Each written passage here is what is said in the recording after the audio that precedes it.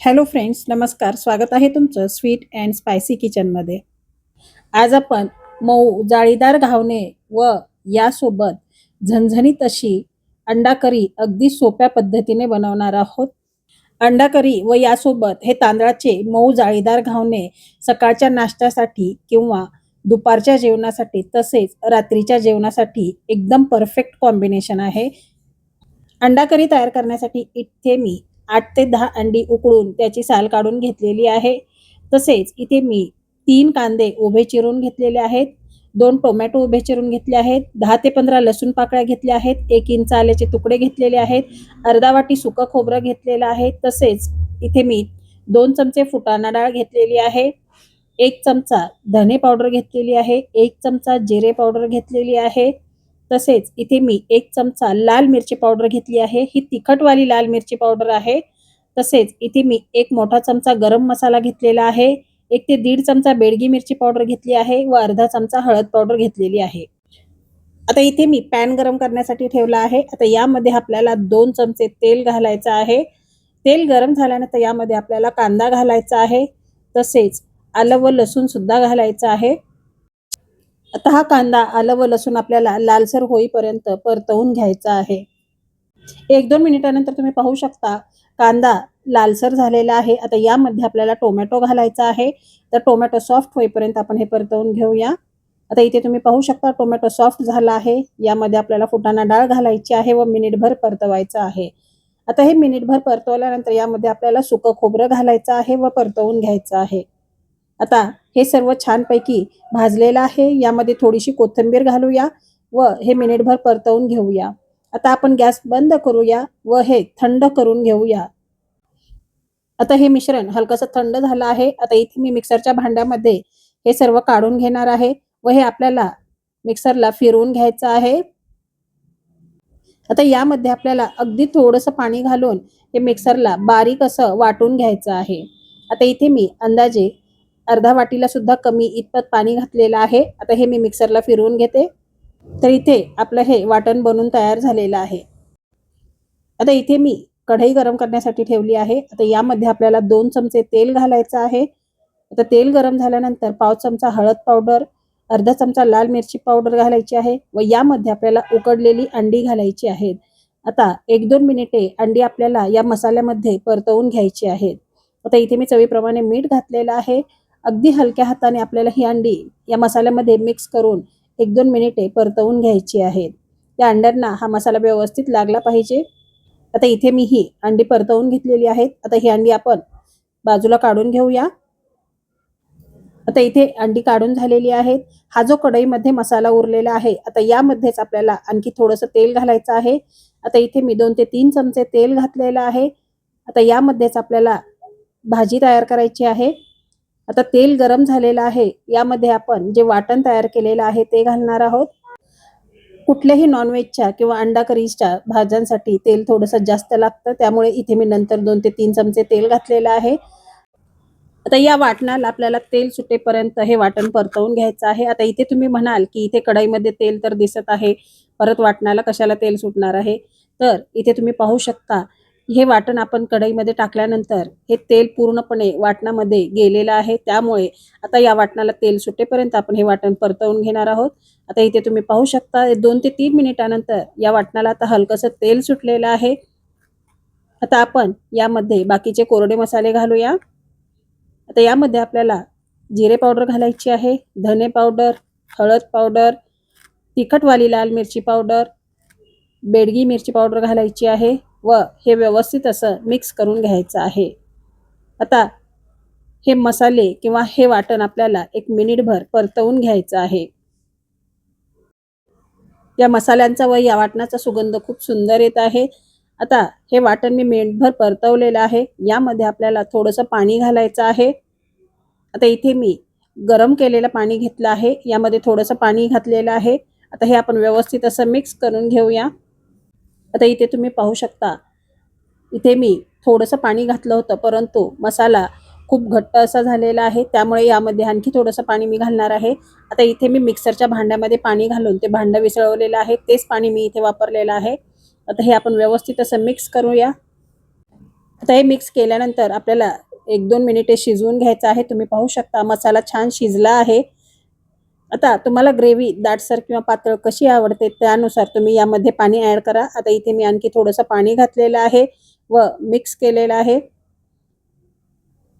आता याला आपल्याला एक उकळी येऊ द्यायची आहे. आता 1-2 मिनिटे ही भाजी आपण शिजवून घेऊया. आता इथे तुम्ही पाहू शकता या ग्रेव्हीला छानपैकी उकळी आलेली आहे. आता यामध्ये आपल्याला आपण जी अंडी परतवून घेतलेली आहे ती घालायची आहेत. आता इथे अंडी घालते वेळी मी अंड्यांना थोडेसा कट दिलेला आहे जेणेकरून ही ग्रेव्ही अंड्यामध्ये व्यवस्थित मुरेल. त्यामुळे इथे मी अंडी थोडीशी सुरीच्या साहाय्याने कट करून या ग्रेव्हीमध्ये टाकलेली आहेत. एकदम क्रीमी अशी ही ग्रेव्ही बनवून तयार होते. तसेच चवीला सुद्धा एकदम भन्नाट अशी लागते. आता इथे मी सर्व अंडी या ग्रेव्हीमध्ये घातलेली आहेत. आता अंडी घातल्यानंतर हे आपल्याला चमच्याने व्यवस्थित असं मिक्स करायचं आहे व 1-2 मिनिटे ही भाजी आपल्याला परत शिजवून घ्यायची आहे. आता यामध्ये आपण गरम मसाला घालूया व परत एकदा मिक्स करून ही भाजी आपण 1-2 मिनिटे शिजवून घेऊया. आता इथे तुम्ही पाहू शकता ही भाजी मी 1-2 ते 3 मिनिटे शिजवून घेतलेली आहे. ही भाजी आपली बनवून तयार झालेली आहे. यावरती थोडीशी बारीक चिरून घेतलेली कोथिंबीर घालूया व गॅस बंद करून घेऊया. आपली अंडा करी तयार आहे. आता आपण घावणे तयार करणार आहोत. त्यासाठी इथे मी 2 ते 3 वाट्या तांदळाचं पीठ घेतलेलं आहे. यामध्ये आपल्याला चवीप्रमाणे मीठ घालायचं आहे. घावण्यासाठी तांदळाचं पीठ तयार करताना तांदूळ स्वच्छ निवडून व 1-2 वेळा पाण्याने धुवून चाळणीवरती निथळत ठेवा व सुती कपड्यावरती फॅनच्या हवेला सुकवून ते मिक्सरवरती बारीक असे दळून घ्या व घावण्यासाठी हे पीठ तयार आहे. आता यामध्ये आपल्याला थोडं थोडं पाणी घालून हे पीठ मिक्स करून घ्यायचं आहे. घावणे तयार करण्यासाठी हे पीठ आपल्याला पातळ असंच बनवावं लागतं. डोशाचं वगैरे बॅटर असतं त्याच्यापेक्षा सुद्धा पातळ हे पीठ आपल्याला बनवावं लागतं. आता इथे तुम्ही पाहू शकता याप्रमाणे हे पीठ आपल्याला बनवून घ्यायचं आहे. हे आपलं घावण्यासाठी लागणारं पीठ तयार आहे. आता इथे मी साईडला तवा गरम करण्यासाठी ठेवलेला आहे. आता या तव्याला आपल्याला तेल लावून घ्यायचं आहे. तेल लावल्यानंतर यावरती आपल्याला घावण्याचं पीठ सोडायचं आहे. आता एखाद्या वाटीच्या साहाय्याने किंवा फुलपात्राच्या साहाय्याने अगोदर तव्याच्या साईडने हे पीठ आपल्याला सोडायचं आहे व नंतर सेंटरमध्ये सोडायचं आहे. आता आवश्यकता असल्यास यावरती तुम्ही ताट झाकून हे घावणे वाफवू शकता किंवा हे घावणे असेच सुद्धा खूप व्यवस्थित होतात. आता वरच्या साईडने आपल्याला थोडंसं तेल लावायचं आहे.